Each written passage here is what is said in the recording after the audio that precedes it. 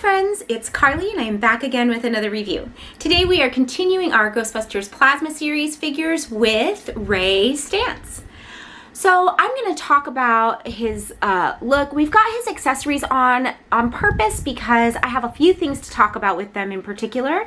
So we'll look at him, get a whole body look at him with his accessories on, and then we will take them off. As I talked about last time, Dan Aykroyd, along with Harold Ramis and Rick Moranis, who both also starred in the film, were the writers of the screenplay for the original Ghostbusters movie. And for that reason, to me, are really sort of the heart and soul of the series. And the characters themselves that they play really sort of embody what the series is about to me. So I really love this character. Ray is one of my favorites, particularly because, like Egon, he is a serious scientist, but he also has this sort of lovable buffoon vibe to him, where he's a little bit dopey, a little bit goofy, a little bit silly, but also very, very smart and very tapped into the science that they're working with as Ghostbusters. So I'm gonna go ahead and take off his goggles. I wanna show you how that works. They are very, very easy. It is just a simple, soft vinyl band here, and you can just lift them right off, and they're very easy to put on, even one-handed. I think I can do it pretty easily. Yeah, it just slides right down over his eyes, and then you kind of have to like adjust to make sure that it's straight. But so that accessory is easy and fine. I think it's a nice looking accessory and it works really well. The problems that I have with this particular figure start right off with the proton pack. So the very first thing that you will notice is that the harness is not attached on my figure. And that is because Ray, lovable Ray that we know and adore, has this little belly right here. And I think it was so important to make his body right. And so I appreciate the fact that they did that with Ray. But because of his little belly bump, the actual harness will not clip in on my figure, at least. So when we're looking at the mechanic for this, it's the same mechanic as on the Egon. Obviously, the proton packs are all going to be the same. And that is this simple button with this click in tab. And when you look here on the side, let's get focus on him again. When I pull, it just simply does not reach. Now there's a lot of flexibility in these straps, but the problem becomes back here on the harness. This is, you can see, meant to fit into the small of his back, and that is a hard piece of plastic. So there's no flexibility here in the actual back wall of the harness. So although I can stretch the straps, I cannot bring the clip forward, and it just simply will not reach. And when it does, you can see there, it snaps right out. That is a really big problem for me because a Ghostbuster without his proton pack, the display is just gonna feel weird to me. So I think what I'm actually gonna do, I've been working with this plastic for about a week now, really just trying to soften it up and make it work, and it's not going to. So I think what I'm actually gonna do on this one is remove the harness portion from the pack itself, because as you'll remember, the pack is also secured to the back by this peg right here. So I think I'm just going to, in Ray's case, peg the proton pack into his back and remove the harness altogether so that I can display it with the proton pack on. The second point about the proton pack that I have a problem with, in my last video, I had the figure displayed with the wand tucked in like this, because this is how it came in the box for me. So that's just how I had it displayed. And one of my viewers pointed out to me that there's actually a peg on the side of, let's see, the side of the proton pack here, I think, or is it on the proton pack or the waist? I think it's on the proton pack. I think this is supposed to be the peg where it clips in right here. And there's a hole right here that is supposed to clip onto the side. So I tried that. There are a couple of different pegs where that is the case. On the hip, there is a clip right here that I thought might do it, but none of them work. none of, at least with mine, you know, I know that sometimes there are factory defects.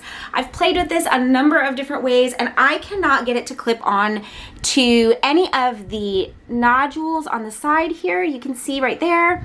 This is what the actual hole looks like. So just so you guys can sort of get an idea of, it's clear that it is supposed to clip onto something, but with this hook right here in the front, it doesn't, and that doesn't really make sense as a spot, so I don't think that's it. I think that's supposed to be for his goggles.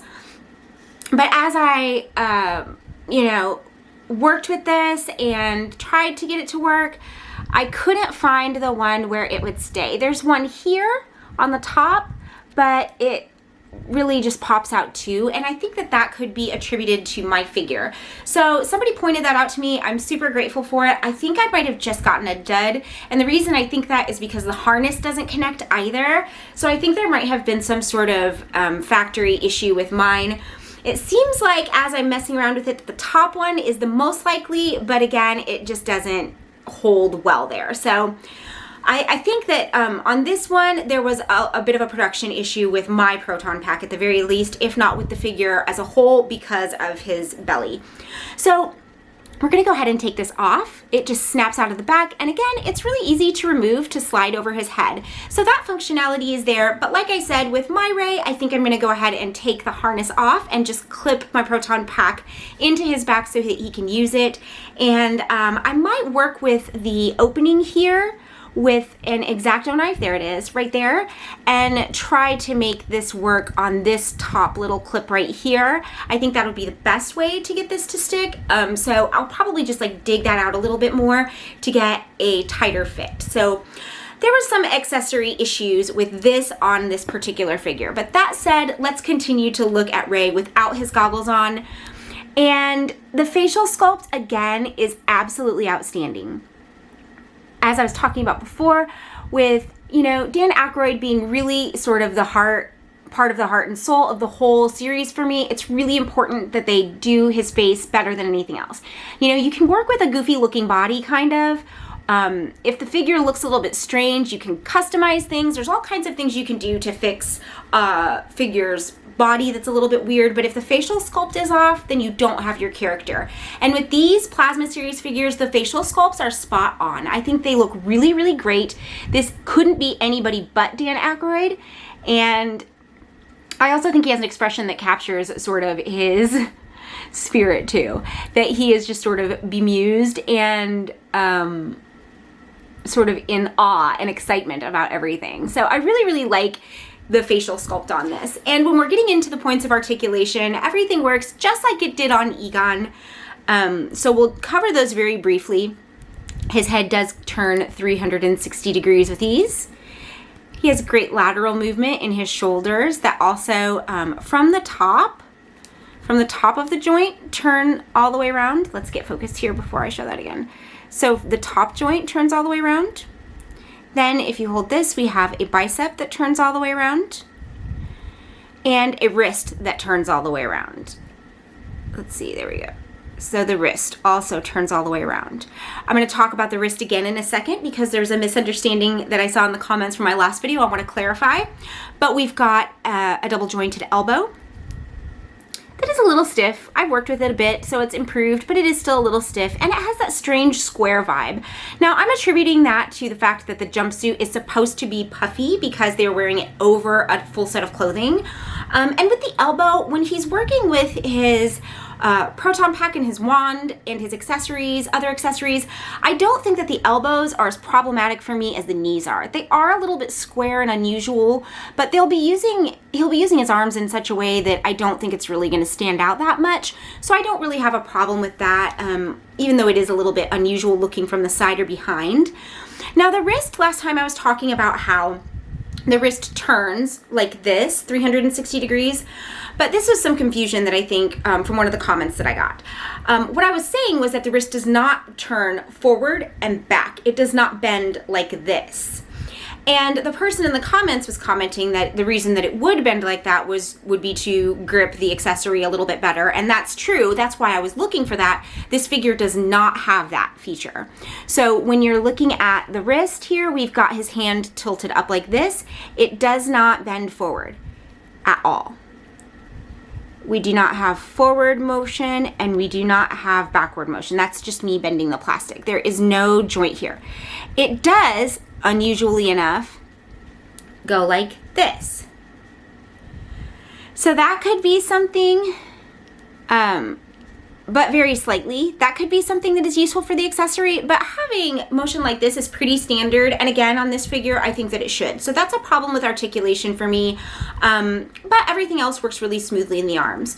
Again, we do not have any type of motion in the abdomen here, the leaning forward or back that we're used to seeing, but because of the proton pack, I don't think that would work as well, so that's totally fine for me. He does have 360-degree turning in the waist.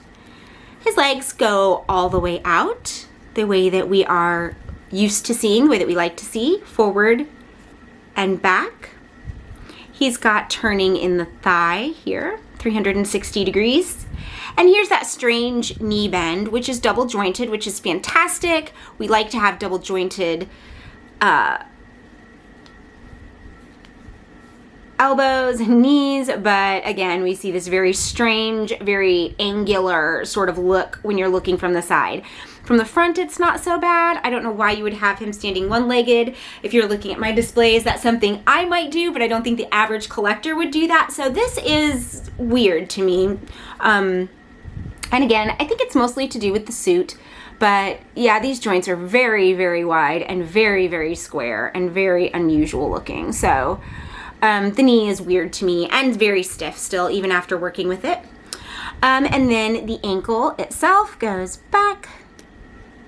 It goes forward a little bit.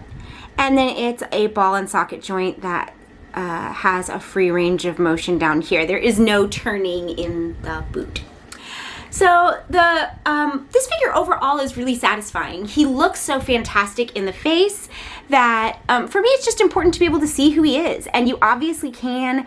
I really, really love the way that they stayed true to his physical appearance.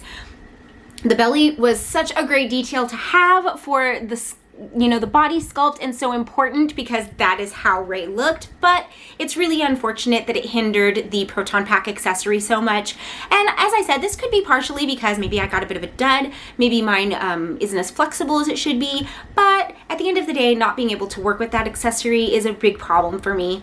Everything else on this though is really satisfying. It still has the great jumpsuit, the super awesome 80s style white belt, utility belt, and everything that we're used to seeing when we are looking for our favorite Ghostbusters characters.